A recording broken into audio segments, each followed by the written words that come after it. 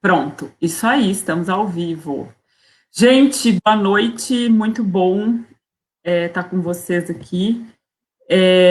Meu nome é Andréa Galassi, eu sou membro da Plataforma Brasileira de Política sobre Drogas, de Política de Drogas, que é um coletivo de organizações com mais de 50 organizações que trabalham, militam e, enfim, desenvolvem todo o seu trabalho pela reforma da política de drogas. E a gente vai fazer esse webinário em comemoração, né, o 18 de maio, que é o dia da luta antimanicomial, e a gente teve como ideia para colocar no tema desse debate, luta antimanicomial, cárcere e a indústria da loucura, uma vez que também a plataforma recentemente lançou,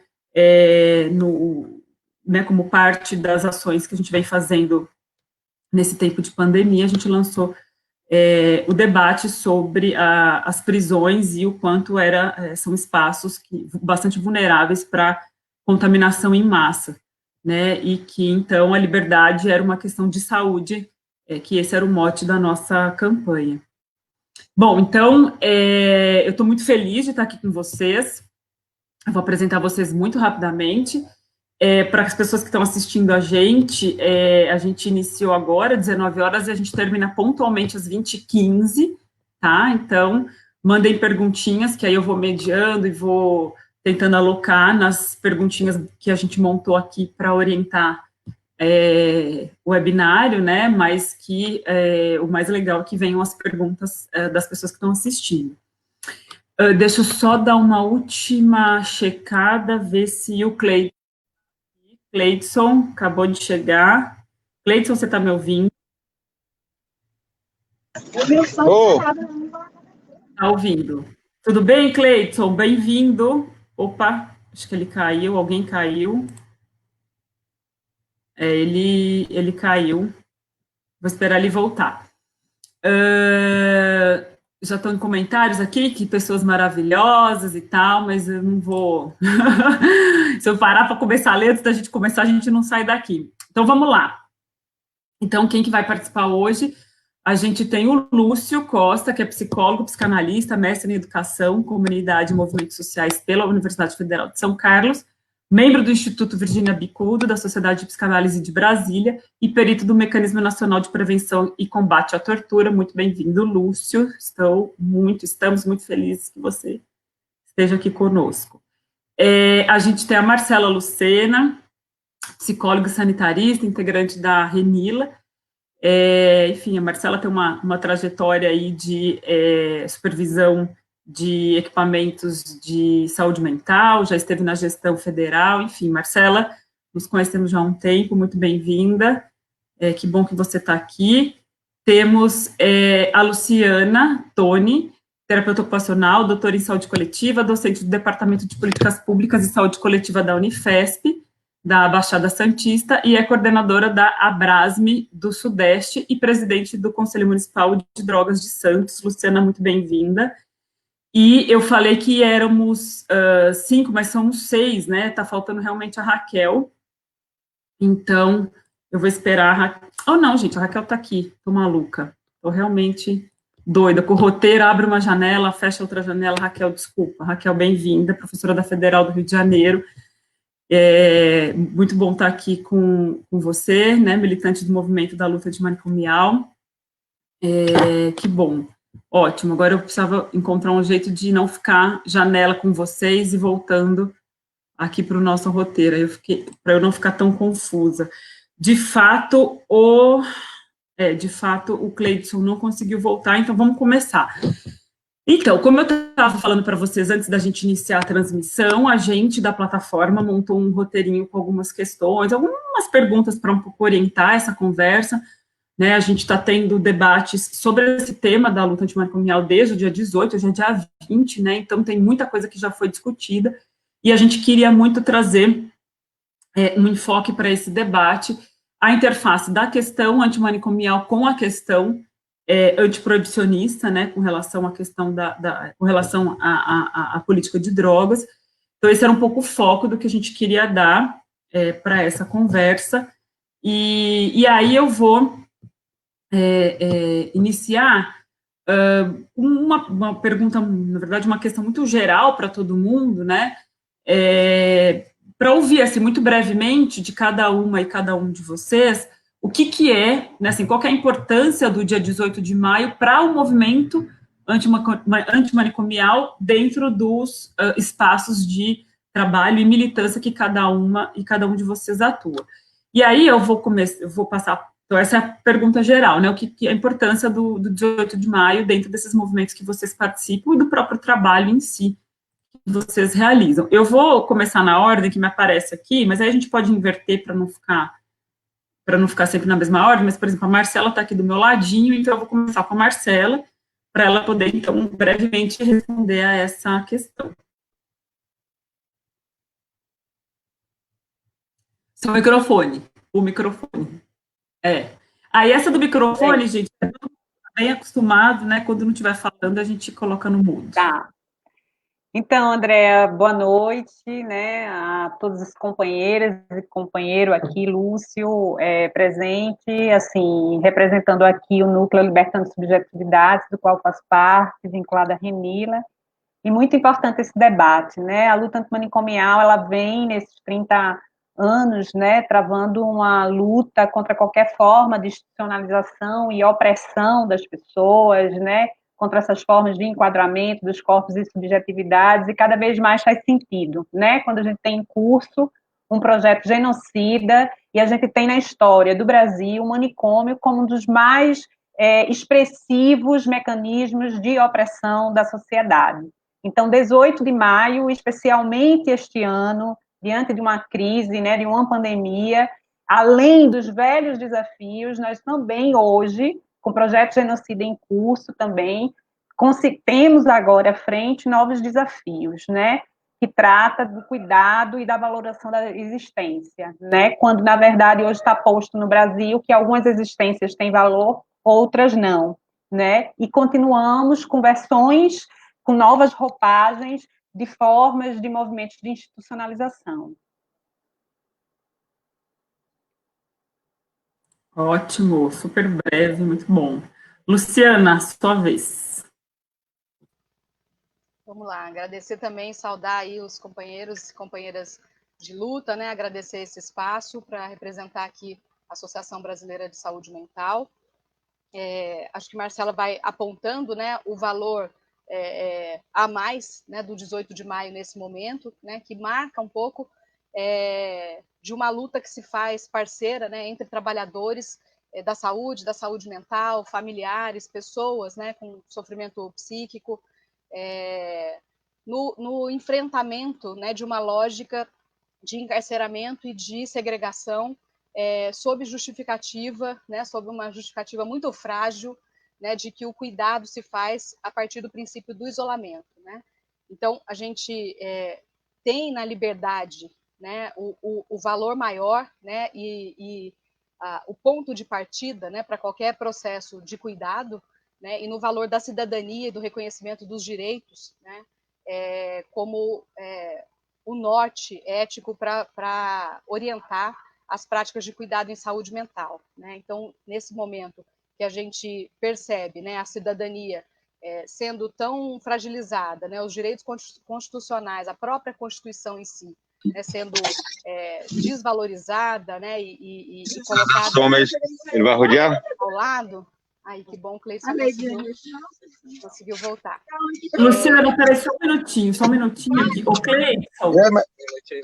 Vai só, Fernando. Claudinha. Aqui. Tá me ouvindo? Eu vou pedir, tá me ouvindo? Eu vou pedir para você colocar seu microfone no mudo por 1 minuto, só para a Luciana terminar a fala dela. E aí eu achei que eu tinha desligado. Desculpa aí. Sem problema. Aí eu volto para poder te introduzir e a gente retomar o debate, tá bom? Então, para finalizar, e celebrando, né, a possibilidade de que a gente consiga se encontrar virtualmente, né, e garantir esse direito de cidadania, né, das pessoas poderem estar nos espaços sociais com as suas possibilidades, contando com todos os apoios necessários para garantir o exercício da cidadania, e que nesse momento de pandemia nos impõe, né, o reconhecimento de um direito a mais, além de todos os direitos que a gente já debatia, o direito à inclusão digital, né, o direito a fazer conexões, né, como a gente faz esse esforço aqui, e queria saudar, então, esse 18 de maio nesse contexto, né, na continuidade da luta por cidadania, né, e do enfrentamento aí de todos esses determinantes, né, sociais e econômicos que nos fazem tão desiguais, né, no exercício de direitos no nosso país. Cleidson, vou te introduzir aqui rapidamente. Que bom que você conseguiu, recebi a informação que você estava no trânsito, que você estava chegando. Então, muito bem-vindo aqui com a gente. A gente iniciou há pouquíssimo tempo, como eu falei para todo mundo e falo para você, a gente foi pontual e a gente será pontual para terminar às 8h15, para que a transmissão ocorra tranquila pelo Facebook, tá? O é representante dos usuários de saúde mental do Distrito Federal, então ele vai estar aqui nessa live, e a pergunta que eu fiz agora, e você vai responder, você vai ser um dos que irão responder, a Marcela respondeu, a Luciana respondeu, e aí eu vou passar para o Lúcio, mas aí você já fica com a pergunta que é, e esse 18 de maio representa para você? Você está me ouvindo? Estou sim. Beleza. Então, vou pedir só para ligar o microfone, tá? Eu vou passar para o Lúcio, para a Raquel, e aí você finaliza com a resposta à pergunta, tá bom? Lúcio me representa! Bom demais. Lúcio, você, por favor.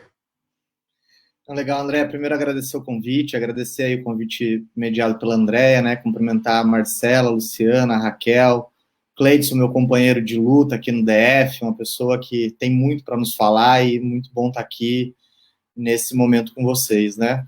Mas é difícil, né? A partir do momento que você fez a pergunta, eu fiquei pensando no que falar para definir o 18 de maio. Difícil, é muito complexo mesmo, né? Porque para nós que militamos no campo antimanicomial, o 18 de maio representa, acho que Marcela e Luciana falou um pouco disso, a liberdade, né?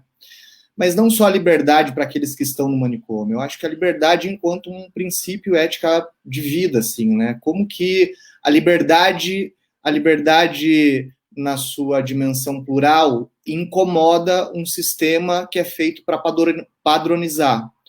E é um sistema, é um Estado que cria regras para prender pessoas, acho que a política de drogas é um exemplo disso, se cria ilegalidades, porque essas ilegalidades alcançarão um público específico para o aprisionamento.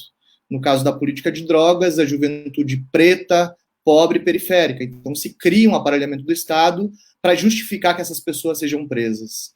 As outras que não são presas, que não cometeram algum tipo de crime, elas também têm as caixas delas, né? Aquelas que não servem para o funcionamento da roda do capitalismo, digamos assim, elas também têm os espaços garantidos, que aí são os hospitais psiquiátricos, as comunidades terapêuticas, que funcionam como instrumento de segregação de um público muito específico, inclusive, e tantas outras instituições que se apresentam para cercear a liberdade, para que uma sociedade, elitista, exclusiva, funcione. Quando o periférico não serve enquanto instrumento de trabalho para o enriquecimento desses setores, eles serão aprisionados, cada qual no seu espaço. Então, acho que o 18 de maio, para nós, representa a dimensão mais genuína e mais profunda e complexa da liberdade. E a liberdade enquanto um princípio ético existencial. Acho que mais ou menos isso. Muito bom. Raquel, por favor. Bem, boa noite a todas e todos. Quero saudar aqueles que nos momento, agradecer o convite, né, de estar mais uma vez com Lúcio e Luciana, cada um em dias diferentes essa semana. Acho que estamos comemorando o Dia Nacional da Luta Antimanicomial em vários momentos, com várias atividades online, para tentarmos reafirmar tanto o princípio da liberdade, quanto dos direitos humanos, quanto da emancipação, mas eu quero só afirmar, retomando a Carta de Bauru de 1987, acho que o nosso lema, né, base, por uma sociedade sem manicômios.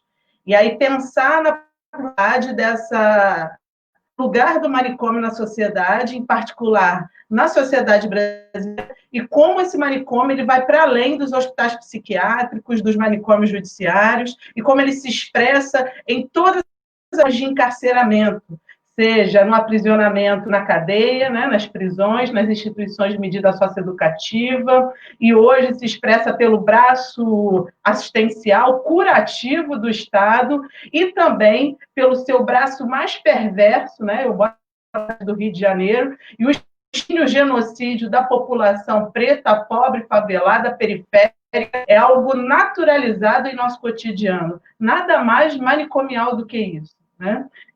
A gente vivencia intensamente o que, na nossa cidade, o que em outros momentos estava restrito às instituições totais. Né? Então, o genocídio está instalado, esse Estado é um Estado genocida e tem como princípio o extermínio da população preta, pobre, LGBT, das mulheres, né? De população considerada marginal e fora de um modelo, dentro de um modelo universal que está posto por uma determinada hegemonia, né? E a hegemonia burguesa, branca, heteropatriarcal, cis-heteropatriarcal, e eu acho que o debate de hoje vai apenas nos levar a uma defesa, né, da luta por uma sociedade sem manicômios, e nesse momento a gente precisa afirmar isso, inclusive despatologizar a imagem de Jair Bolsonaro, porque ele não é loucura, pelo contrário, né? Ele é um neofascista atualizando práticas de extermínio e só afirma que essa população precisa ser eliminada, né? E eu acho que o debate só vai afirmar isso e potencializar a necessidade de uma grande mobilização, e o 18 de maio, nesse ano, está produzindo essa mobilização, ainda que virtual, e que a gente possa aquecer os corações, né, e nos juntarmos não só no manicômio... Vai fazer a 15, e o Abraão... do modelo mal, assim como na defesa da democracia. E às 9h10... Raquel, obrigada. Cleidson, está me ouvindo? Estou aqui. Não, talvez você tinha caído, eu te botei de novo. Pode deixar já sem o microfone. É eu que falo agora? Sim, senhor. Eu quero te ouvir. Menino, deixa eu só falar aqui um negócio rapidinho.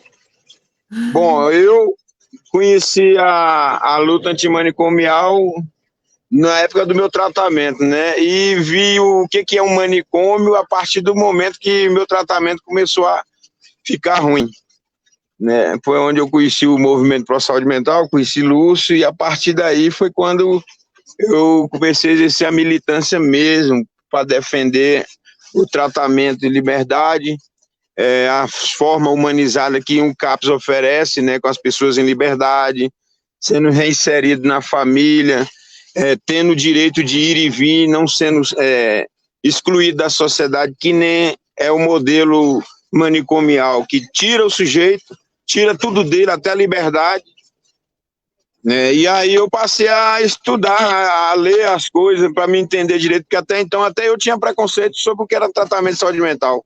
Quando falavam psicólogo para mim, eu já achava que era manicômio e ficava correndo, né? Hoje eu já sei que não é. E aí, conhecendo a fundo essa história, aí eu percebi uma lógica perversa, que é a saúde mental à base de Deus e Jesus, por exemplo, nas clínicas dos pastores. Isso não funciona, né? Então eu me posicionei contra isso aí e comecei a ler os artigos sobre manicômio e comecei a relembrar fatos que eu vi aqui no depósito de gente que tem aqui em Brasília, que é o HSVP.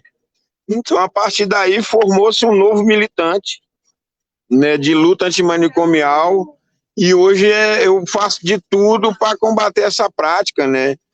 Faço enfrentamentos, já sofri represália, inclusive acho que até na delegacia andaram fuçando a minha vida por conta de eu me posicionar contra esse tipo de tratamento, que é o tratamento desumano produzido pelas comunidades terapêuticas e os manicômios, né? Mas, enfim, eu entendi o processo todo e hoje eu cara, eu tô dentro da luta antimanicomial até a alma. Não apoio tortura, não apoio exclusão social. Para mim, o que representa são residências terapêuticas e o CAPS. Só que residência terapêutica aqui no DF ainda é um sonho, né? Porque esses camaradas aí que lutam contra a melhoria da saúde mental, eles não deixam abrir residência terapêutica, senão acaba com as comunidades, né? Porque o indivíduo não vai querer trocar uma casa confortável para ficar preso numa clínica lá do meio do mato, né? E sendo obrigado ainda a ser como se diz, um orador, um evangélico, alguma coisa desse sentido aí, que é o que eles tentam transformar, né? E também nesse processo aí eu aprendi muita coisa que eu vivi lá no meu passado, o fascismo religioso, né, envolvendo Jesus para tentar fazer a pessoa mudar de vida, melhorar, largar os vícios. Isso aí, cara, é uma doença pior do que quem tem um transtorno, eu acredito, né? E conhecendo o Lúcio, né, eu comecei a ler as coisas sobre o Lúcio e ouvi ele falando, cara, só abriu meus horizontes. E hoje é isso aí, vocês podem contar comigo para toda luta que tiver contra manicômios e comunidade e o que for de tratamento desumano para pessoas em situação de sofrimento por uso abusivo de álcool e droga ou qualquer tipo de transtorno. Você, Lúcio, fez uma ótima introdução para a próxima questão que eu quero colocar para todo mundo. A Renatinha, o nome dele. Aí eu vou pedir para você colocar no Renatinho. mudo. E aí, Renatinho? É o nome novo aí de Renatinho, velho. Conversa com o Renatinho no mudo para a gente não ouvir. Beleza. Tá. Eu acho que o Cleidson, ele... O Cleidson introduziu a próxima questão que eu queria colocar, que é justamente com relação à questão da comunidade terapêutica, né? Eu acho que a comunidade terapêutica, é isso que eu queria que vocês pudessem comentar, a multiplicação, né, de comunidades pelo país todo, esse fenômeno, né, que sempre teve, né, a gente, enfim, quer dizer, a comunidade terapêutica não surgiu recentemente, é uma coisa que existe desde sempre, mas que o número de comunidades, de fato, teve uma expansão bem importante e apoiada com recurso público, inclusive. E é isso, quer dizer, eu queria que vocês pudessem comentar, e a gente faz um questionamento, né? Será que as comunidades terapêuticas, elas foram uma resposta conservadora, obviamente, à luta antimanicomial, né? E pensando nisso, tanto das pessoas que, a interface, né? Tanto das pessoas que implementam essas comunidades, quanto o apoio que, de fato, essas comunidades tiveram, dos governos anteriores, com uma injeção de recurso público bastante importante. Então, eu queria que vocês pudessem comentar a respeito disso, né? Se a gente poderia considerar essa multiplicação de comunidades como uma resposta do campo conservador à luta antimanicomial. Aí eu vou inverter agora, então, um pouco a ordem, eu vou perguntar vou inverter e o Cleidson responde, já que ele, inclusive, iniciou, né, já fez um preâmbulo aí a respeito disso. Consegue, Cleidson, responder isso? Está me ouvindo? Estou ouvindo, pode perguntar.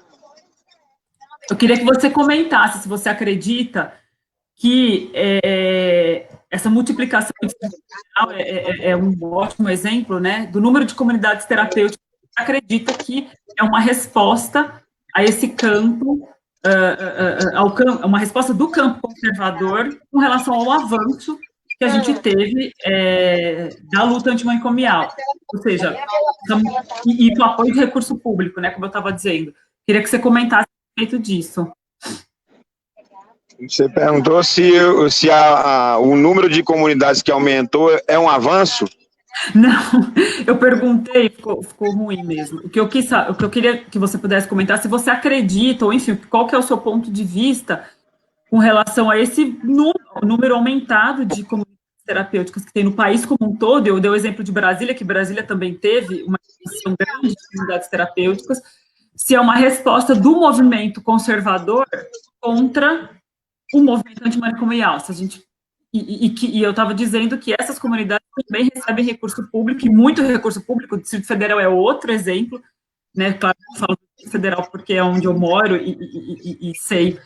Mas, enfim, é isso. O que eu estou querendo que você comente é isso. Você acha que o avanço das comunidades se é uma resposta desse campo mais conservador que confinar as pessoas, que tem tratamento com restrição de liberdade? Entendi a pergunta. É o seguinte, isso aí é uma resposta deles, né? Porque a loucura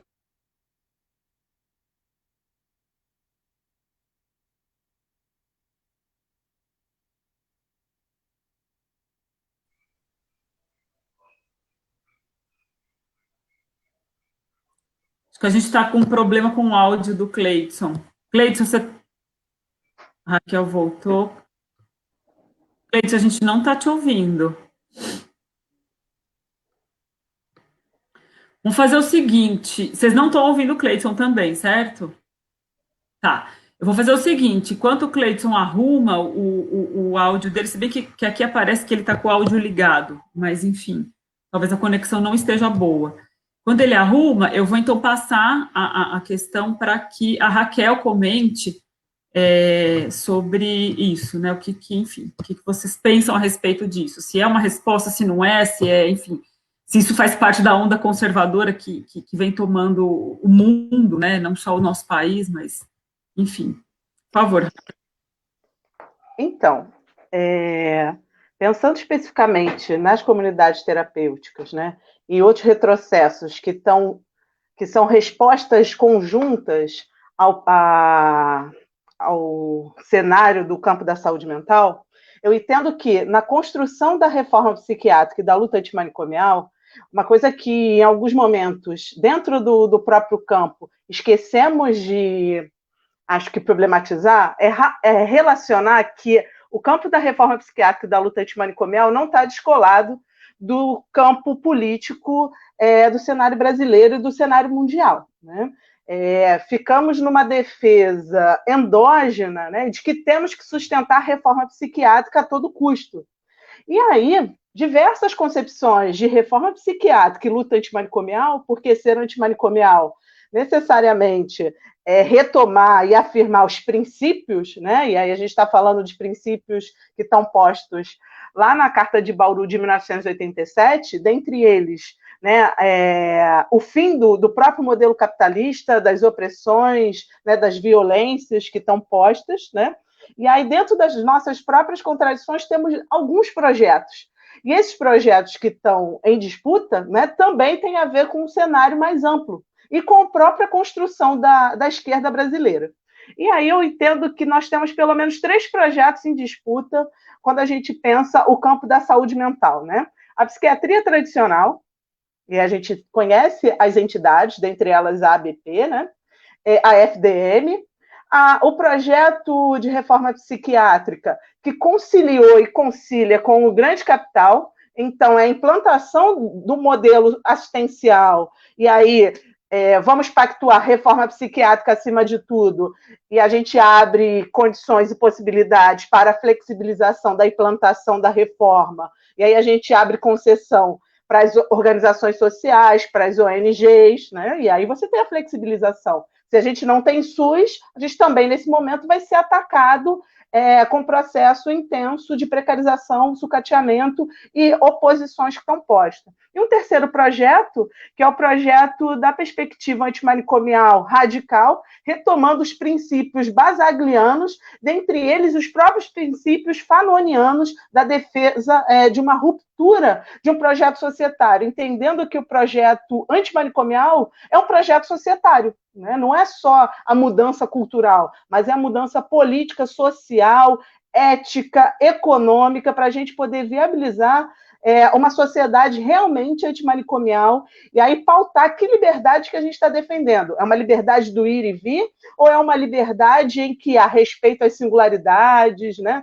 que a respeito a forma do ser na sua pluralidade, sem opressões, violências e qualquer forma de encarceramento que está posto, né? Então, entendo que tem uma disputa de projetos, e nesses projetos, há um projeto que foi hegemônico, não é à toa que em 2015 temos aí uma reviravolta na própria direção da política, mas no meio do caminho há conciliações que permitiram, inclusive, a entrada das comunidades terapêuticas enquanto sendo incorporadas na RAPS, na Rede de Atenção Psicossocial. Ele está falando de disputas internas dentro da própria concepção de reforma psiquiátrica e luta antimanicomial, né? É um projeto conservador que já estava posto, que já vinha crescendo no cenário brasileiro, entretanto, né, nas disputas internas, no gerenciamento da política, a gente perde. Então, isso também faz parte, né, com a força da direita e neofascista que vem crescendo, e as comunidades terapêuticas vêm nesse caminho de barbada, e que tem a ver com o projeto que a gente estava posto, né, que é a social-democracia. E aí a gente tem que problematizar qual é o projeto de sociedade especial no Brasil, o que a gente quer, no que a gente está apostando, que política que a gente quer, né? Eu particularmente aposto e acho que temos que apostar nos movimentos sociais, nos coletivos, né, na micropolítica, na mobilização para a destituição do que está posto. Mas aí cabe uma unificação para a gente poder avançar coletivamente. Ótima análise, muito bom. Cleidson, vou voltar a palavra com você, tá? Então, eu queria te ouvir um pouquinho desse avanço das comunidades terapêuticas, o que você pensa a respeito. Estão me ouvindo? Sim, agora está tudo bem. Olha, o que eu vejo é um monte de gente organizada para sucatear a rede de atenção psicossocial, para que eles tenham lucros em cima de lucro, em cima de pessoas que sofrem. Por quê? A banda religiosa que toma de conta de pessoas em situação de rua, usa o morador de rua, usa o usuário de álcool e droga para sugar do Estado, recurso do Estado e recurso da família. Eles dizem que é essa. Mas aí o cara que é dono da comunidade chega no familiar com aquele papo de pastor: olha, nós temos um psiquiatra ótimo aí que vai resolver o problema do seu familiar. Aí a família, doido para ver o filho ou o ente querido livre das drogas, o que faz?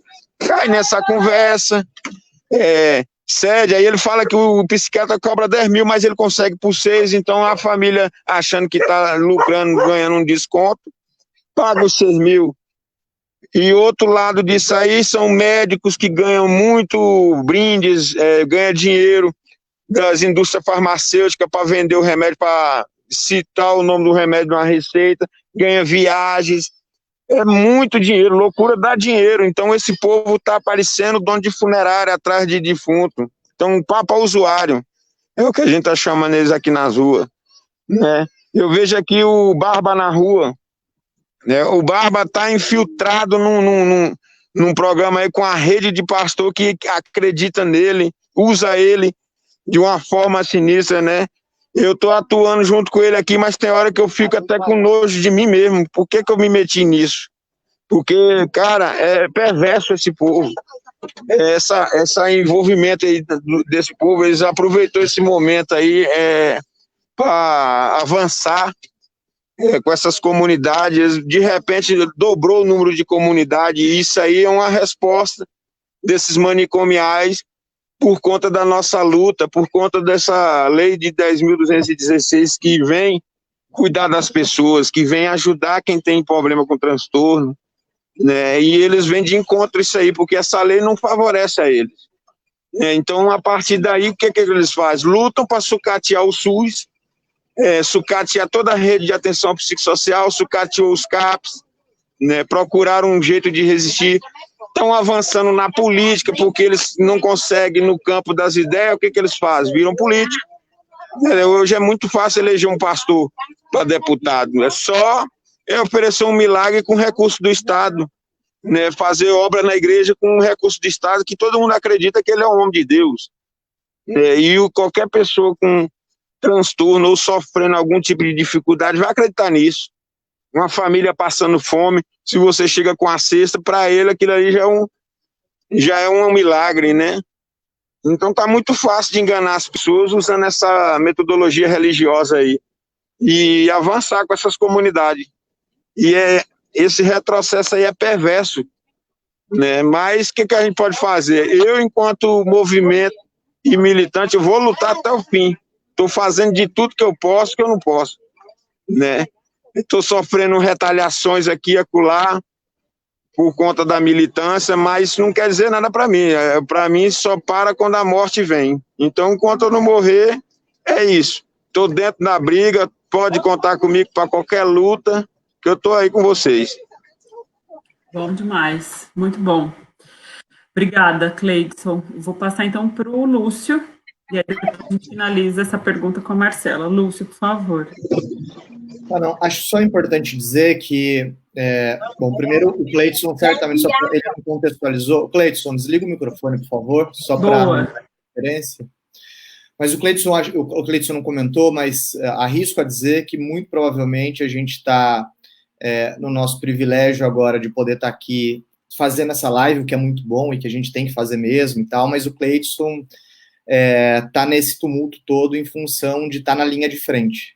A gente fala linha de frente, às vezes a gente não consegue materializar muito isso, mas o Cleidson agora, muito provavelmente, depois ele me corrija se eu estiver errado, mas o Cleidson trabalha com a população em situação de rua, então ele está nesse exato momento agora interagindo com uma demanda que grita nas ruas, né?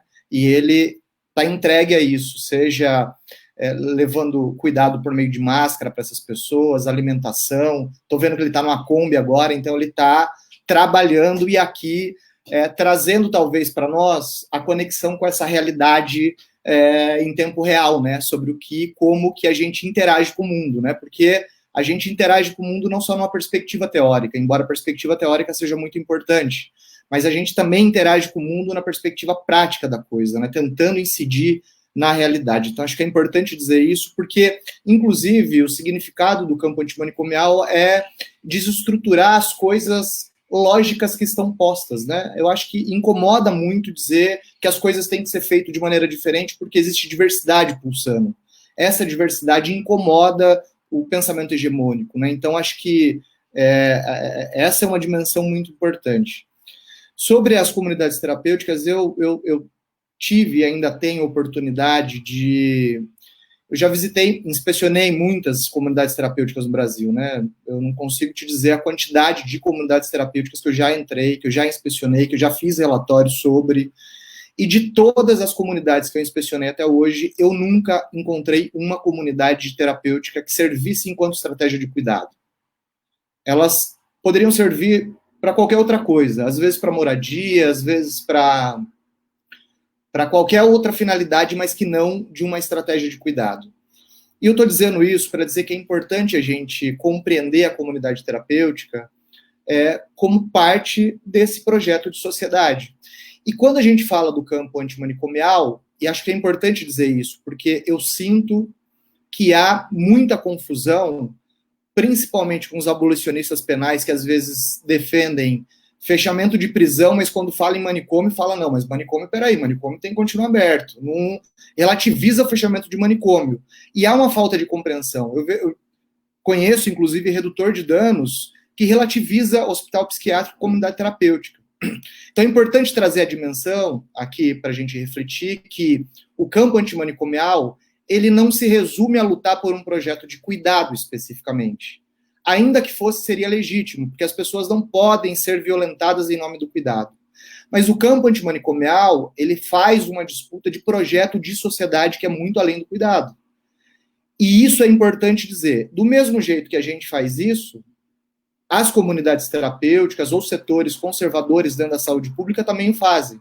Então, a comunidade terapêutica é a expressão desse projeto de sociedade. Eu assistia, não sei aqui quem nos acompanha ou alguma de vocês, se teve a disposição para assistir, mas eu tive. Semana passada teve uma live com o secretário nacional de política de drogas, com a ministra Damares, o ex-ministro Osmar Terra e alguns representantes das federações das comunidades terapêuticas. E o que eles falavam ali, eles não falavam sobre comunidades terapêuticas, eles falavam sobre como eles compreendem a sociedade. Então, a comunidade terapêutica é um detalhe dentro desse projeto de sociedade deles, Então, quando a gente fala de comunidade terapêutica, a gente não está falando só que a nossa compreensão de cuidado é melhor que a deles. É verdade, a nossa compreensão de cuidado não tem comparação porque eles violam, nós garantimos cuidado. Mas não é só disso que a gente está falando. E tem um discurso desse campo que diz, mas tem uma comunidade terapêutica X que é muito boa. E essa é uma reflexão que fazia a Raquel e eu na segunda-feira, numa outra atividade que nós participamos, mas ainda que seja verdade, ainda que nós tenhamos, sei lá, nós temos talvez aproximadamente 4.000, 5.000 comunidades terapêuticas no Brasil. Vamos supor que dessas 5.000, 100 comunidades terapêuticas sejam boas, pelo menos não violem direitos. Ainda assim, elas estão inseridas dentro de um projeto de sociedade e que, portanto, seus representantes defendem, como parâmetro, inclusive, defendem uma sociedade com uma perspectiva homofóbica, com uma perspectiva classista, uma perspectiva racista. Nessa live mesmo, por exemplo, um ex-usuário, uma pessoa que deixou de usar droga por meio da comunidade terapêutica e hoje está numa organização representativa das comunidades, pediu para o Osmar Terra fazer um projeto de lei,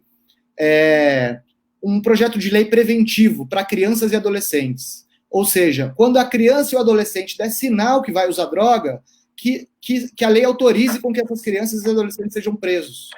Nós estamos falando de uma perspectiva lombrosiana, né? Da perspectiva do criminoso nato, assim, determinadas pessoas com determinadas características, com determinados sinais, com determinados códigos, devem ser presos antecipadamente porque certamente serão infratores. Então, nós estamos falando desse projeto. Então, defender comunidade terapêutica, por exemplo, é defender um projeto conjuntamente com ela, porque as entidades que representam essas organizações estão alinhadas hoje com o que há do pior do que nós produzir enquanto sociedade. Então, acho que é uma dimensão importante para essa reflexão que a gente está fazendo sobre ela, sabe? Muito bom. Marcela, por favor.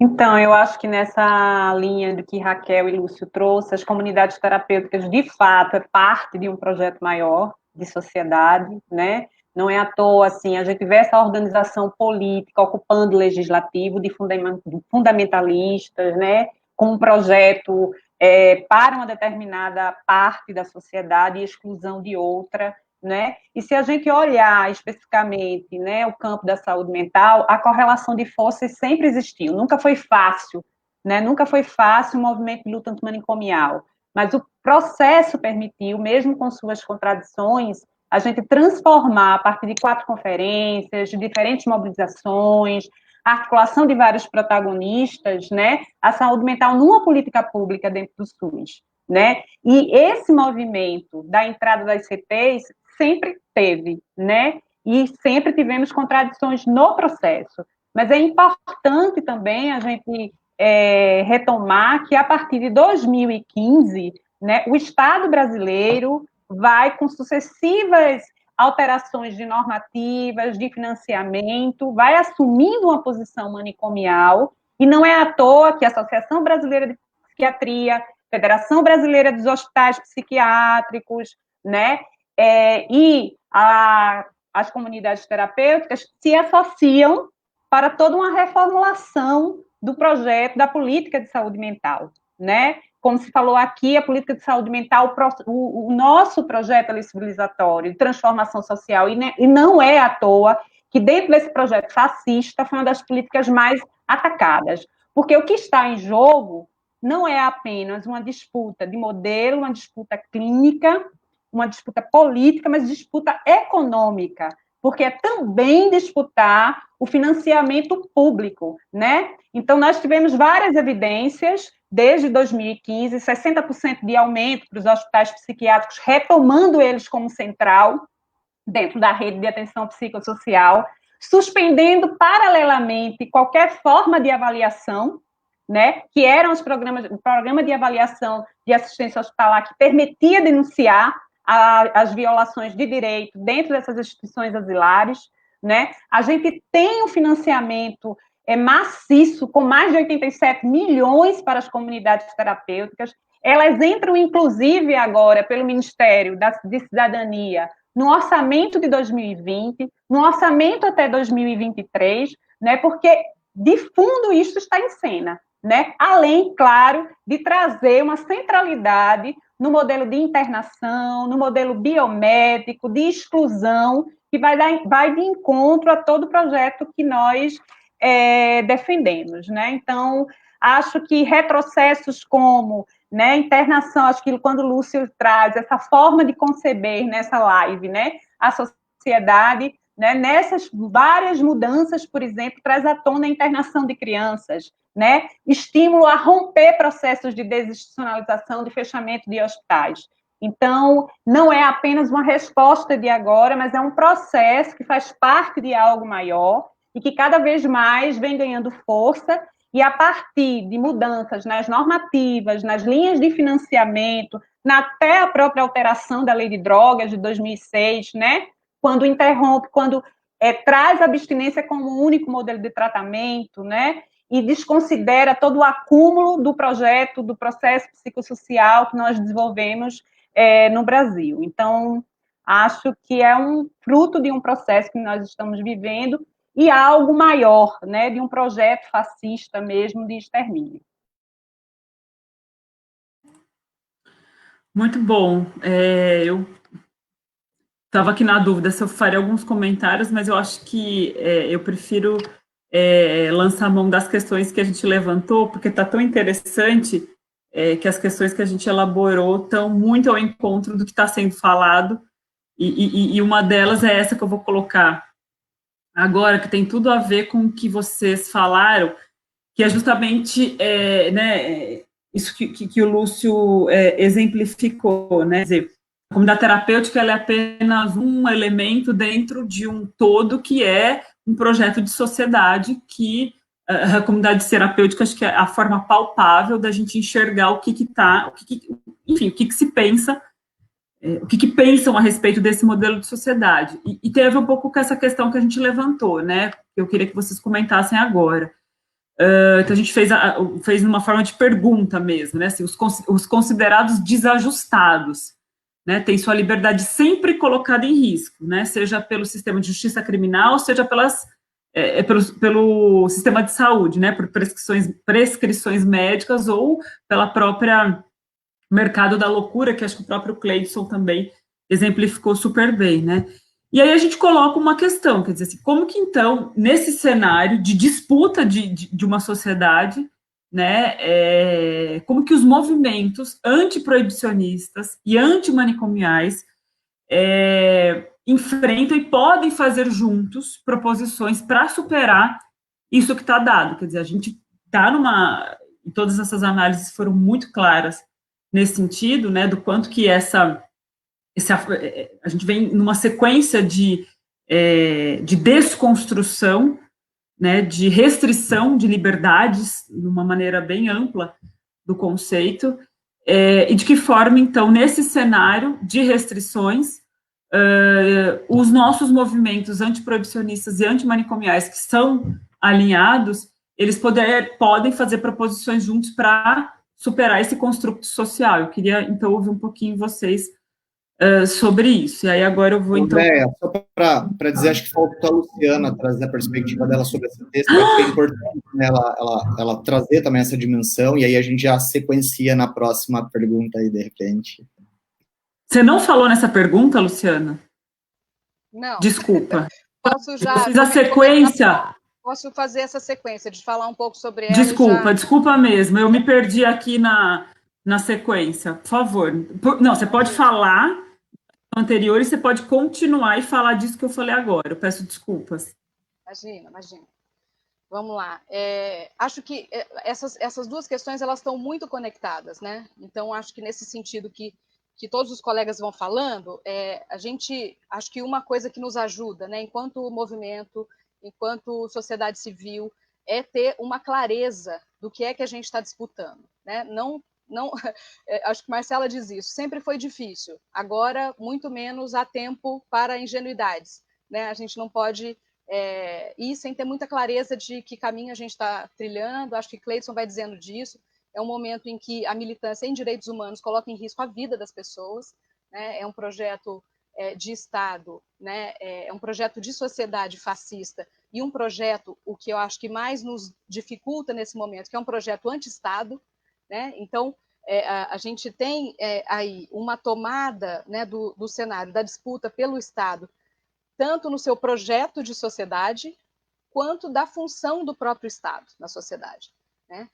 Então, se a gente for pensar no caso das comunidades terapêuticas, passa pela questão da laicidade do Estado, né? E a gente viveu isso no governo federal, enquanto propunhamos, né, do Ministério da Saúde a RAPS, né, e ampliávamos o financiamento de todos os serviços, ampliávamos a capilarização da RAPS por vários pontos de atenção, encarávamos a questão da urgência, avançávamos da desinstitucionalização, vivíamos por dentro uma pressão da bancada evangélica para fazer se incluir o financiamento regular e sistemático, né? Então, esse financiamento das comunidades terapêuticas já vinha acontecendo há muitos anos pelos municípios, por editais, e aí passa ali a ter uma perspectiva de inclusão efetiva numa política de Estado, né? Com toda a consistência, né, que a política de saúde mental já tinha ganhado.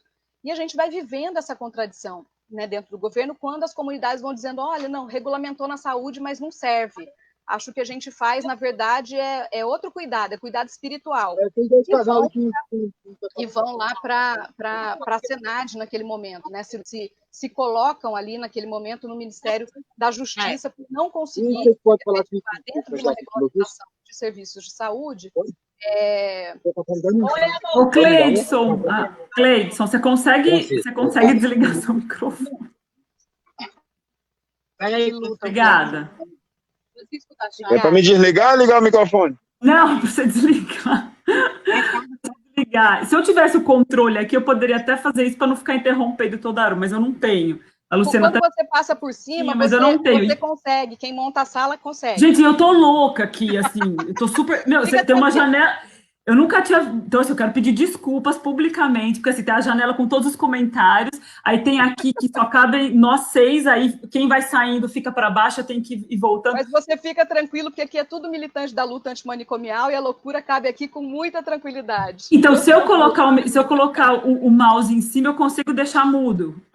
Você consegue controlar os nossos microfones, porque é isso, a gente vai se esquecer, vai ter dificuldade de... Tá, eu vou tentar, então, para não ficar interrompendo, por favor. Imagina. Então, acho que queria fazer esse apontamento, né? Então, a disputa do projeto de sociedade, a disputa da própria, do lugar do Estado, né, nesse projeto de sociedade, e aí a gente tem uma aliança, né, em relação à concepção dos problemas com drogas, que claramente, né, por se colocar como uma questão moral e criminal, vai causando aí um atraso significativo na resposta estatal, na resposta pública em relação ao cuidado das pessoas, e que abre, acho que inicialmente, uma frente para que a sociedade civil se organizasse de alguma forma para prestar essa assistência, e vai caminhando por duas vertentes, né? Uma, de disputar o modelo de sociedade e o próprio Estado, e de disputar a questão econômica, a questão financeira, que Marcela também vai nos alertando. Então, a gente tem,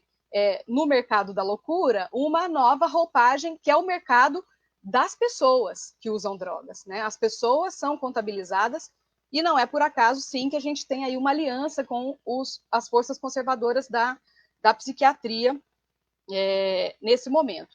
E aí, frente a esse desespero das famílias, a essas necessidades, que são necessidades humanas básicas, que grande parte da população não acessa, né? Que é água, moradia, comida, alimentação, é uma resposta que vai caindo, né, como uma das respostas possíveis para todas essas necessidades populacionais. Então, é muito difícil, né, fazer esse confronto se a gente efetivamente não oferecer questões muito concretas, direitos muito básicos, né, que a população precisa acessar.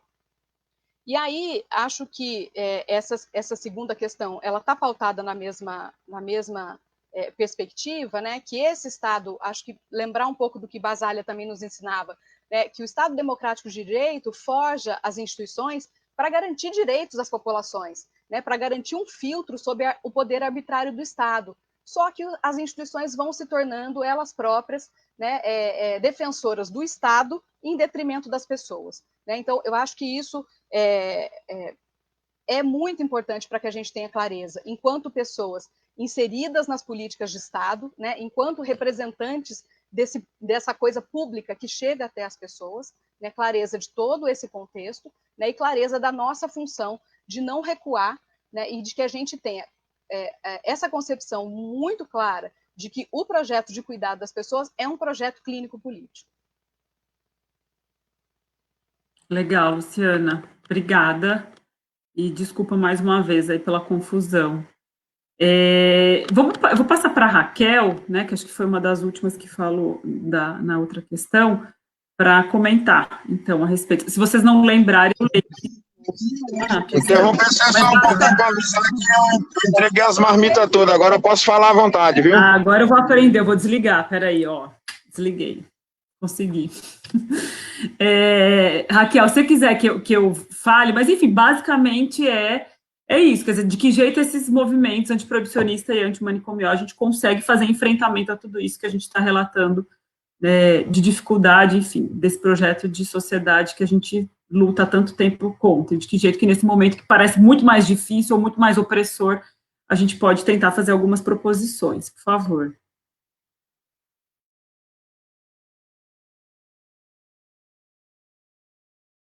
Os nossos desafios, né, para a gente poder refletir, seja os movimentos antimanicomiais e antiproibicionistas. Acho que um primeiro ponto é a necessidade de maior articulação entre os movimentos antimanicomiais e antiproibicionistas, né?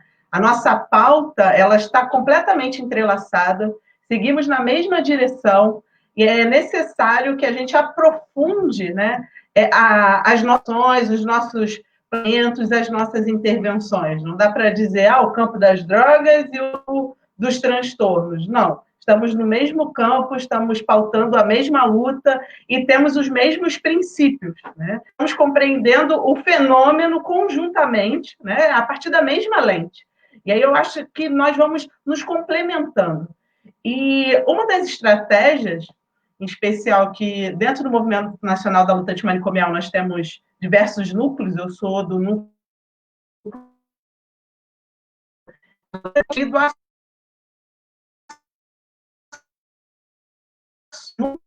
o movimento LGBT.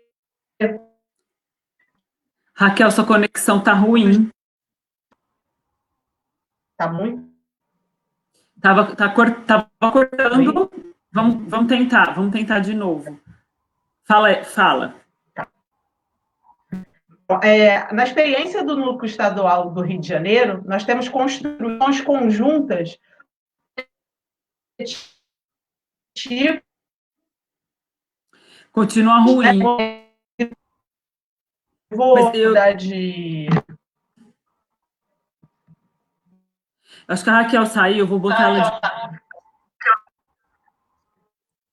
Vamos ver.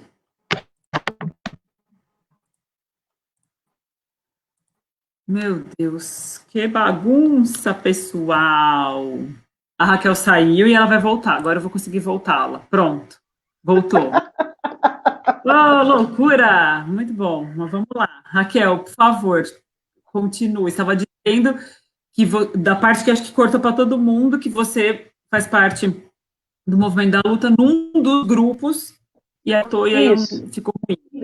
No Núcleo Estadual da Luta Antimanicomial do Rio de Janeiro, nós temos construído diversas articulações, com coletivos, movimentos, instituições, entidades, e aí é o movimento negro, o movimento LGBT, na sua pluralidade, partidos da esquerda, uma frente ampla em defesa da reforma psiquiátrica e do SUS. Diversas ações aqui, pelo menos no Rio de Janeiro, têm sido articuladas conjuntamente, e aí o papel da universidade é fundamental, dos institutos públicos, como a própria Fiocruz, são fundamentais para esse processo de articulação e defesa da RAPS, né, dos serviços substitutivos, na garantia da viabilização dos acessos aos usuários. Então, uma dessas estratégias tem sido a articulação coletiva. E eu acho que, pelo menos aqui no Rio, a gente tem articulado, sim, com o movimento antiproibicionista. Acredito que temos que articular mais, estreitarmos as nossas pautas, né? E no último encontro do Movimento Nacional da Luta Antimanicomial,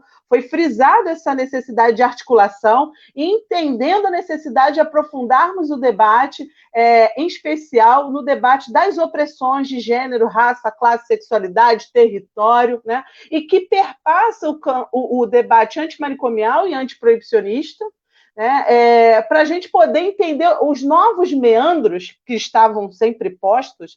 Eu acho que a reforma psiquiátrica e a luta antimanicomial está se atentando mais nesse momento, isso tem a ver com a conjuntura nacional e internacional, de debatermos os impactos do racismo, do sexismo, do machismo, na LGBTfobia, não só na produção do adoecimento, mas também na perpetuação das desigualdades que estão postas, né? O que é, por exemplo, a gente pensar o colonialismo e seus impactos na subjetividade do povo brasileiro, e que a gente pouco problematizava, né? A gente ficava pensando a luta antimanicomial restrita à pessoa que tem sofrimento psíquico mais grave, que passou muito tempo institucionalizada. Agora, pensar quais são as novas produções da loucura e que estão sendo patologizadas. O que me preocupa hoje, por exemplo, são os efeitos da violência ocasionados nas famílias mais empobrecidas, no aniquilamento dos filhos e familiares de mulheres que, posteriormente, são medicalizadas pelo Estado. O Estado vai dar resposta, né, depois de matar a sua família, o seu filho, né, de dizer que ela não pode maternar, que ela não tem direito a uma família, ela vai oferecer o Rivotril.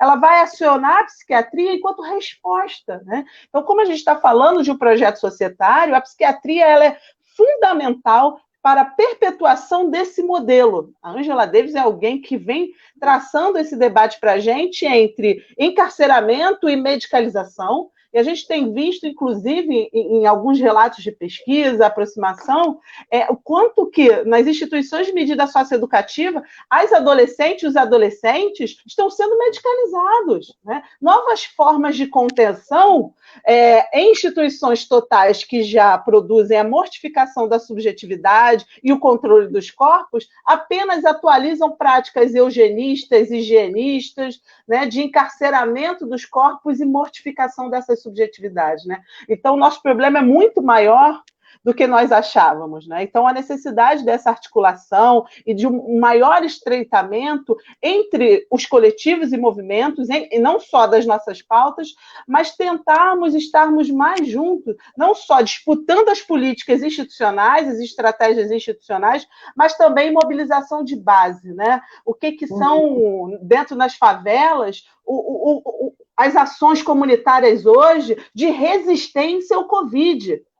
Tem sido extremamente importante essa mobilização comunitária. E a gente tem muito que aprender com as ações da favela, e que estão rompendo, identificando o manicômio, rompendo com o manicômio, identificando o manicômio, rompendo com o manicômio.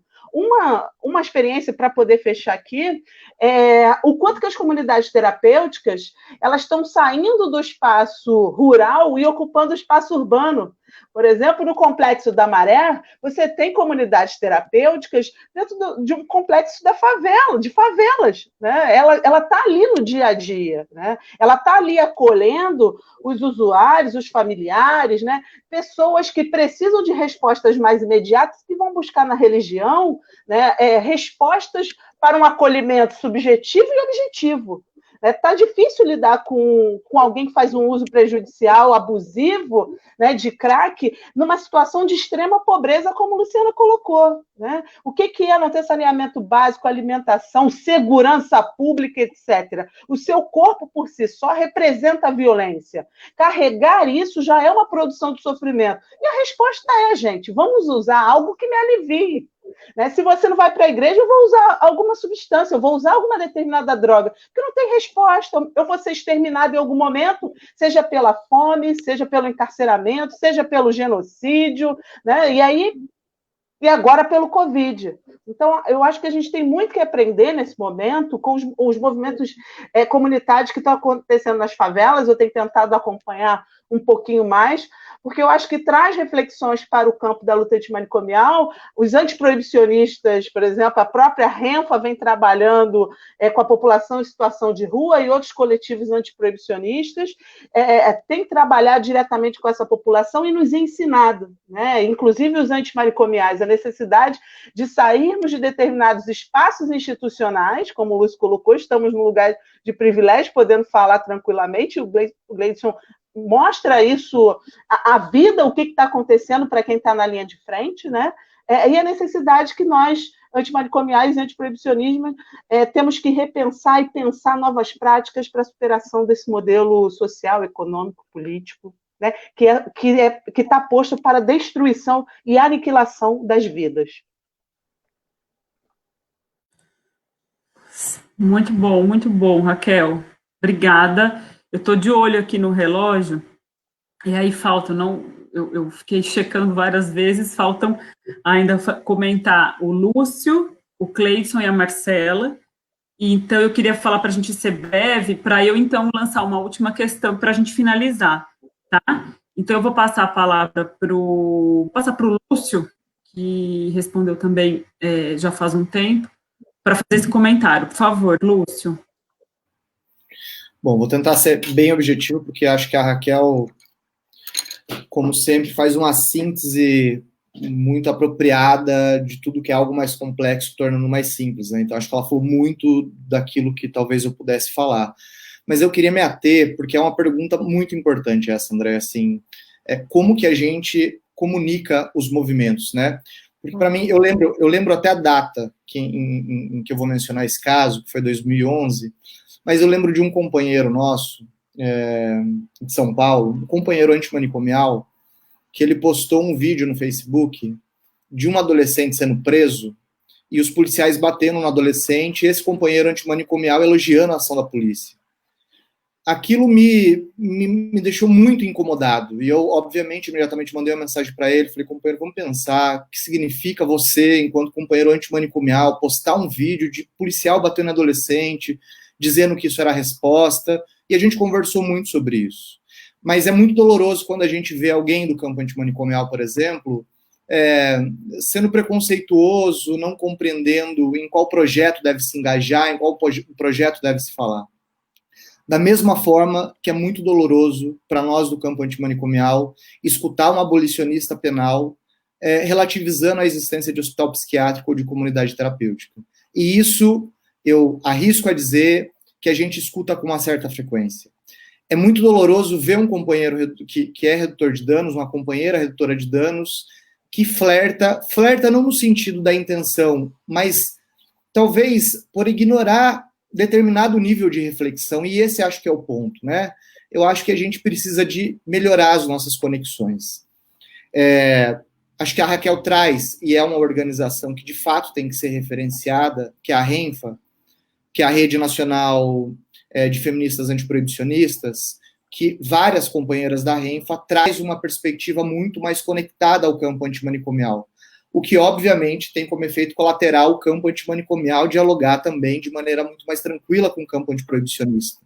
Eu lembro até hoje, uma das companheiras da Renfa, inclusive, que é da Bahia, a Luana Malheiro, uma vez ela me convidou para uma agenda em Salvador, e ela me falava uma questão, eu não li isso, e por isso que estou mencionando ela, porque a fonte é dela, assim, isso me deixou muito feliz, que ela falava do debate justamente da Angela Davis, quando ela falava que os movimentos que militam pelo desencarceramento, é importante que esses movimentos olhem para o campo antimanicomial para entender o que o campo antimanicomial tem a ver com o processo de desencarceramento e como que o movimento antimanicomial pode contribuir com o processo de desencarceramento.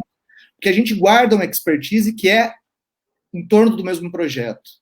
E nesse diálogo com a Luana, foi justamente um tempo, e aí vem uma outra organização que não está muito estruturada no Brasil, mas pensando aqui agora, inclusive em função da pergunta, a gente tem que retomar isso, que é a Frente Nacional de Drogas e Direitos Humanos.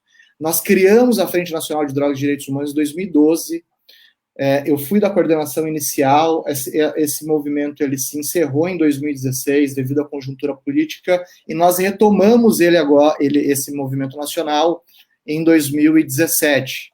E agora ele também está um pouco fragilizado na sua mobilização, porque não pretende ser uma entidade que alce recursos públicos, pretende ser um polo de comunicação entre organizações de movimentos. E aí sim, o campo antiproibicionista, o campo antimanicomial, grupos de redução de danos, perspectivas profissionais diversas.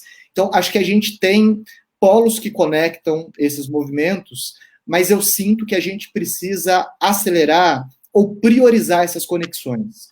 Que o campo antimanicomial tenha espaço para falar nas agendas antiproibicionistas, nas agendas pelo desencarceramento. Como, evidentemente, é fundamental que esses campos falem para nós, para que nos formem também enquanto militantes de um projeto muito mais amplo, cada qual atuando numa fatia, numa linha de frente mais incisiva, digamos assim. Então, o que fica disso é que a gente precisa produzir alinhamento de diálogo, alinhamento de discurso. A atividade da plataforma hoje acho que permite isso. Essa live que nós estamos fazendo é um canal para concretizar esse diálogo, então é mais ou menos nessa linha. Essa é a minha... Bom, primeiro foi a Luana que deu o seu e-mail, seu contato, viu, Lúcio? Enfim, acho que você fez uma síntese, eu não podia deixar de fazer esse comentário, você fez uma síntese que é a minha, vamos dizer assim, o cerne da minha luta, da minha militância, que é fazer com que esses campos se aproximem e que a gente, de fato, consiga fazer com que todo antiproibicionista seja antimanicomial, antirracista, antipunitivista, e que a gente consiga, de fato, estar muito mais próximo. Essa é a minha... Enfim, como fala, é o mantra, né? Mas legal, ótimo. Eu vou, então, agora... ouvir o Cleidson, não sei se você está me ouvindo, Cleidson, eu sei que você está na rua, estou vendo todas as imagens, eu queria que você fizesse um comentário muito rapidamente, para depois eu finalizar com a Marcela, sobre isso, né, você é uma pessoa que transita por esses dois campos, pelo campo de álcool e outras drogas e pelos espaços de cuidado de outros transtornos mentais, e queria te ouvir um pouco, né, assim, como que você acha que o campo antiproibicionista e o campo antimanicomial podem estar mais juntos para poder fazer coisas, né, de que jeito que você acha que a gente poderia fazer mais coisas juntos e, consequentemente, fazer mais enfrentamentos, ou enfrentamentos mais consistentes? Eu acho que os profissionais novos que estão vindo para a rede, vocês estão me ouvindo, né? Está me ouvindo? Estamos. Assim, fazer reciclagem de todos os profissionais que estão na rede hoje, né? Mostrar para eles, fazer, que nem foi feito comigo, eu acredito muito nesse processo, foi o processo que me trouxe hoje para conversar com vocês, que é o profissional trabalhar uma possibilidade com a presença de usuários. Sem usuário, não tem como ele fazer um projeto. Que projeto que ele vai fazer para um cara louco se ele não sabe o que é loucura? Se ele não vive a loucura, né? Ele vai dizer, eu acho que é assim. Não tem como. Então, assim, não existe processo perfeito sem a presença do louco presente. Então, eu acho que devia ser assim. Educar os profissionais com a presença de usuário para começar, né? Reforçar as residências terapêuticas, trazer esses estudantes aí, porque as residências elas são antimanicomiais e antiproibicionistas, né? Eu vejo aí, onde tem os caras que ainda tem residência, ainda tem os residentes lutando pela uma saúde mental de qualidade, mas só que eles estão sem força, né? Porque os manicomiais estão consumindo até os residentes. Então, nessa luta aí, para andar lado a lado, precisa disso, reeducar alguns e educar outros novos que vão entrar aí, né? Trazer o usuário para o campo do debate sempre, ter um usuário sempre, porque mesmo que ele não entenda nada de saúde mental, mas quando você fala de tratar ele de uma forma de exclusão, ele vai entender. Foi assim comigo. Eu não entendia bulufa do que o professor estava falando, mas quando ele falou militância, e excluiu o sujeito, eu fiquei possesso, eu comecei a entender o que era a militância. Falei, mas eu vivi isso aí no Sem Terra, eu sei o que é militância, então a partir daí começou o meu processo. Uma simples palavra, eu entendi todo o processo e gostei, hoje eu vivo saúde mental, né? Eu odeio ver as pessoas, como eu já fui um homem violento, já tive meus transtornos e nunca soube lidar. A partir do momento que eu encontrei com um psicólogo, né, que me ajudou a organizar meus pensamentos, assistente social, que me ensinou a lutar pelos meus direitos, né? Os terapeutas com as práticas integrativas. Cara, é isso. Meu comentário sobre essa situação para eles andar lado a lado. Precisa de reeducar esse povo. Muito bom. Essa é outra. Você levantou uma questão ultra importante, né? Porque quem faz o cuidado passa por um ser humano a prestação do cuidado, né? E essa formação, ela está muito além também de uma formação técnica, né? A gente tem que, enfim, pensar em outras coisas, rever valores e é o caminho difícil, né? Vocês acho que foi muito bem lembrado isso, Cleidson. Então, vamos finalizar essa questão com a Marcela, e aí deixa eu colocar, peraí, o Cleidson muda aqui. Pronto. Com a Marcela, e aí a gente passa então, para a última rodada, são 20h17 para a gente encerrar, tá, gente? Vamos lá, Marcela, por favor. Tá. Vou fazer o seguinte, Marcela, eu vou então pedir, até para você já vai estar com a palavra, acho que você faz um comentário sobre isso, e aí eu queria que você pudesse finalizar e com, enfim, com alguma coisa que você gostaria de destacar. Eu teria outras questões para colocar, mas é sempre muito complicado a questão do tempo, né? Então, acho que eu queria que você comentasse isso, que para mim essa questão é uma questão crucial do nosso debate, essa aproximação desses campos, né? E que, então, depois você fizesse um comentário final, para que aí a gente finalizasse, eu passando novamente a palavra para as pessoas, tá? Tá. Então, acho que para não ser repetitiva, né, a Renila também se organiza, né, por núcleos em cada estado, e acho que a gente tem 3 grandes desafios. Um é se articular com outros movimentos. O último encontro nosso, em 2018, foi no acampamento de formação do MST, né, alguns núcleos lá em Pernambuco, eu sou ligada a Pernambuco, a gente tem aqui feito várias ações articuladas com diferentes movimentos, porque sem democracia não há projeto antimanicomial, não há projeto antiproibicionista, né? Então, esse é um primeiro ponto. Um segundo ponto, essa aproximação, de fato, ela precisa acontecer. Não é possível discutir saúde mental sem discutir as questões de drogas e vice-versa.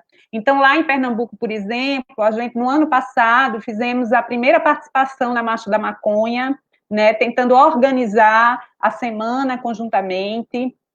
Temos tido uma articulação de várias entidades, Abrasme, SEBS, RENFA, Núcleo de Luta Antimanicomial, né, em Pernambuco, no sentido de articular o legislativo e ocupar também uma articulação com os deputados de partidos de esquerda, ocupando conselhos de drogas, fazendo articulação com conselhos de saúde, né, a gente ainda não se nomeia como uma frente, mas conseguiu fazer algumas articulações conjuntas, e a gente entende, né, Belo Horizonte mantém à frente, né, acho que quando o Lúcio traz a necessidade de reativar, Belo Horizonte mantém à frente, com o Fórum Gaúcho bem presente e articulado, então a gente entende que esse é um desafio, né, da gente poder, claro que cada núcleo no seu estado tem configurações diferentes, mas poder se reaproximar, né, cada vez mais, e com ações conjuntas, né.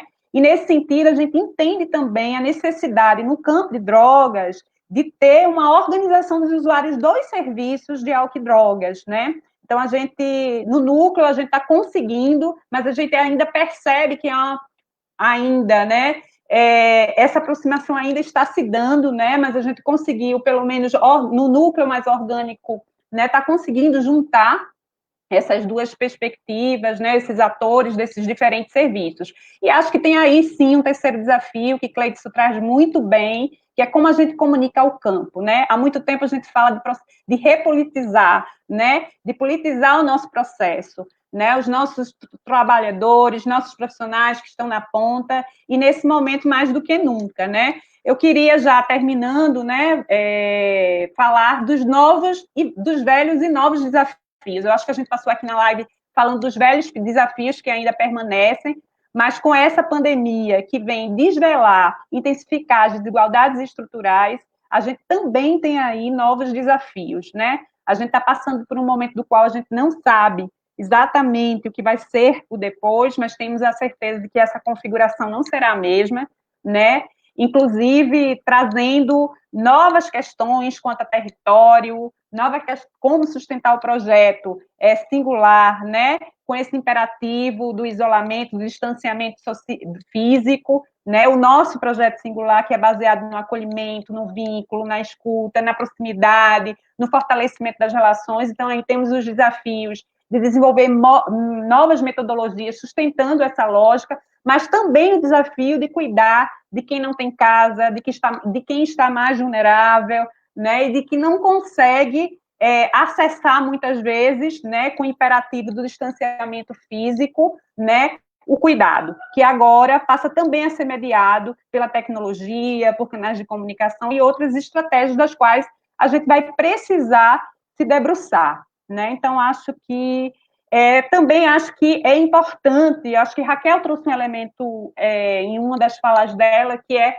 da pauta também compartilhada, né? Acho que no âmbito nacional a gente tem tanto local como nacional, não só a frente antiproibicionista, como também antimanicomial. Talvez a gente precise conversar mais, especialmente nesse momento, né? E pensar como é que a gente vai avançar de forma mais compartilhada, né? E só dizer que recentemente, né, emitimos um documento com assinatura de várias entidades contra a portaria 340, né, que veio a normatizar a questão das CTs no que se refere à Covid, e vemos, né, a expressão do que é essa disputa econômica, porque toda a preocupação da portaria era garantir as vagas, né, garantir a presença das pessoas, sem um plano de contingenciamento, né, sem um movimento de sair, porque são aglomerados mortíferos, né, dos hospitais, das prisões, das CTs, né? Então, tem sido uma ação, uma preocupação nossa em alguns núcleos, como em Pernambuco. A gente deu entrada no Ministério Público, na Secretaria Estadual de Saúde, pedindo a saída, e nos casos, e aí nas instituições que se mantêm, qual é o plano de contingência dentro dessas instituições, né? Porque esse grupo, mais excluído ainda, ninguém fala, né? Não se tem claramente qual é o plano, né, de cuidado, de contingenciamento, né? E acho que essas ações produziu aí, né, um diálogo, né, com o Congresso. A Erika Cocai entrou aí com um projeto de decreto legislativo para anular a portaria, né, o próprio Ministério Público Federal também está se manifestando. Então, acho que são as lutas, e a reforma psiquiátrica, a luta antimanicomial, ela tem muitos protagonistas, né? Então, acho que a gente cada vez precisa pensar, sim, formas de diálogo, de compartilhamento de ações, né? Porque as pautas, elas são muito mais complexas, né? E hoje, mais do que nunca, temos novos desafios. Obrigada, Marcela. Temos 1 minuto para cada um falar. Luciana, eu vou passar para você fazer, enfim, as suas considerações finais, e vamos lá. Então, vamos lá. Acho que vou pegar essa carona, né, desse apontamento muito precioso que o Cleidson faz, que é a necessidade de formação, né, a nossa necessidade contínua de formação, né? A gente tem apostado, acho que a Brasme sempre fez uma aposta dessa aproximação, né, dessa luta que é parceira, que é conjunta entre usuários, trabalhadores, familiares e pesquisadores. A gente tem feito essa aposta também na universidade, na Unifesp, promovendo formações que não caiam nessa armadilha de que o profissional precisa se capacitar para melhor atender, sem que essa capacitação já inclua o usuário como protagonista. Então, a gente tem conseguido garantir isso na universidade, usuários contratados como bolsistas, já contratamos como seletistas, para que sejam facilitadores, para que sejam redutores de danos, e que para essa parceria nos incida como processo formativo transformador. Também dizer da necessidade da produção de conhecimento, né, aliado aí a uma concepção ética, né, de uma ciência que é cidadã, que é democrática, que não é uma ciência financiada, né, por outros interesses que não a democracia. Acho que a gente tem essa necessidade urgente, né? Acho que quando a gente discute a vacina do Covid como um bem comum né, fazer um impulso para que as coisas caminhem nesse sentido, né, para que a nossa produção ela seja universal, que ela responda, né, a uma ética e a uma direção, e que a gente avance em relação às necessidades concretas nessa articulação entre os diferentes movimentos, tomando a moradia e o trabalho como aspectos centrais, né, que têm sido utilizados, né, essas necessidades têm sido utilizadas, né, em desfavor das pessoas. São necessidades concretas que têm sido justificativa para a exploração das pessoas em condições de trabalho análogo à escravidão, né, e também para a sua exclusão como justificativa para acessar bens escassos. Então, agradecer aí a oportunidade de estar juntando essas lutas. Muito bom, muito bom. Lúcio, quero o seu 1 minuto, por favor. Não, eu só tenho a agradecer, acho que a gente já falou tudo que deu para falar no tempo que a gente tem, então é só agradecer mesmo o convite, dizer da importância do diálogo e da minha disposição em continuar. Antes, só dar um recado aqui que a Miriam de Minas mandou, é que pelo menos Marcela e eu daremos continuidade a algumas reflexões nesse sentido no sábado, dia 23, às 17 horas, numa live realizada pela Renila, né? O título é Querer Ser Livre é Também Querer Livre os Outros. Estaremos lá às 17 horas, dia 23, na página da Renila. Muito obrigado, Andréa. Desculpa, só lembrar que amanhã, dia 21, tem o webinário da Abrasme. Ao longo do dia, a gente compartilha a programação com vocês. Desculpa. Obrigada, Lúcio. Cleidson, quero te ouvir. 1 minuto, considerações finais. Eu quero agradecer aí por ter conhecido vocês, consegui ouvir 90% do que foi dito, né, porque teve umas horas aí que eu tinha que entregar uma marmita aí para os usuários, mas, assim, cara, fortaleceu muito meus conhecimentos. O Lúcio eu nem falo porque um dia eu ainda vou chegar no patamar dele, o cara sabe demais sobre saúde mental, e agora vocês reforçou mais um pouco meus conhecimentos, né, e espero estar junto com vocês aí em outras lutas aí para frente que vier, né, agradeço muito aí.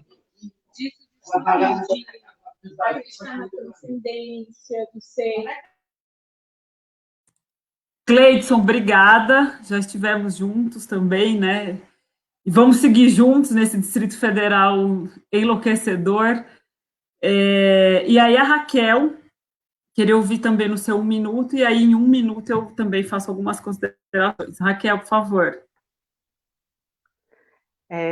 Eu queria, desde já, agradecer o convite de estar aqui trocando com vocês. É um prazer, né, que a gente possa continuar pautando nas mídias sobre a luta antimanicomial, antiproibicionista, antirracista, anticapitalista, né?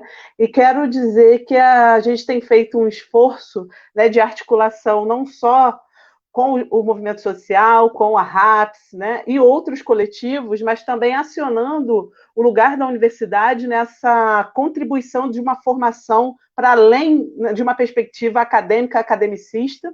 A gente tem um projeto intitulado Projeto Luta Antimanicomial e Feminismos, que tem trabalhado com uma formação junto às múltiplas mulheres usuárias, trabalhadoras, familiares, né, estudantes, na sua pluralidade, em que a gente tem feito atividades, seja no Rio de Janeiro, ano passado fizemos no Rio de Janeiro, Ribeirão Preto, Paraíba, e a nossa ideia é estar formando e contribuindo com uma formação comunitária, né? E aí a gente aciona as múltiplas mulheres e a sua contribuição, e nosso intuito é construir também junto aos movimentos de base comunitário nas favelas, e a gente está nesse direcionamento, e o movimento antimanicomial também é um espaço de formação dos nossos discentes, né, contribuindo na construção do 18 e, ao mesmo tempo, na formação humana, acadêmica e social dos alunos que vão, aí, em algum momento, atender os nossos usuários, seja na política de saúde mental, na saúde, na assistência, na habitação,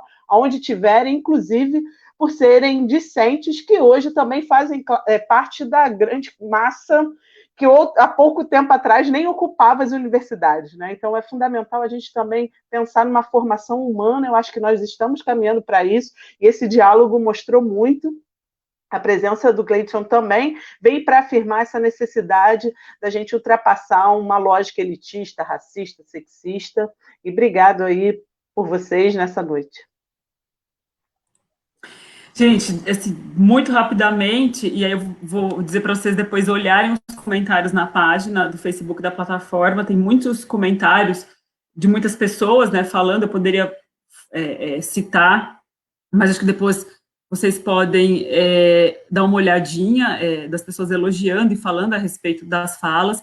Eu queria, assim, em nome da Plataforma Brasileira de Política de Drogas, eu queria muito agradecer, eu acho que esse tema e essa discussão foi uma colocação do nosso núcleo de cuidado da plataforma, dessa necessidade, para mim, como eu já comentei anteriormente, é uma necessidade que, no meu ponto de vista, é central a união desses campos, né, e antiproibicionista e antimanicomial, para que a gente possa avançar, porque são públicos que são, historicamente, estigmatizados, enfim, eu acho que essas resistências que, muitas vezes, alguns campos têm, como o Lúcio deu vários exemplos, acho que é um problema que afeta o caminhar enfim, das diferentes frentes de luta. Então, quer dizer, se eu estou numa frente antiproibicionista, eu tenho que necessariamente estar voltada para uma frente antimanicomial, antirracista e assim por diante. Então, acho que essa é a ideia